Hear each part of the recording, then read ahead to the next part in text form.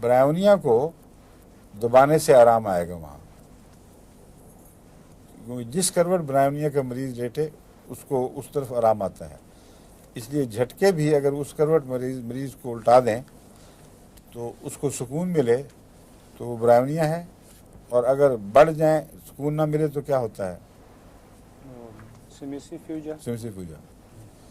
सिमिसिफ्यूजा जिस तरफ लटाएंगे वहाँ झटके शुरू हो जाएंगे, उल्टा हिसाब है।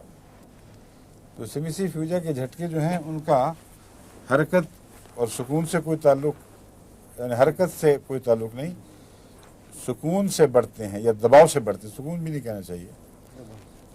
दबाव करेंगे तो वो पल्सेट करनी शुरू हो जाएगी जगह, किसी और जगह भी मजबूती से आप उसको हाथ से पकड़ें तो थोड़ी देर के बाद वहाँ पट्टे फड़कने लग जाएंगे।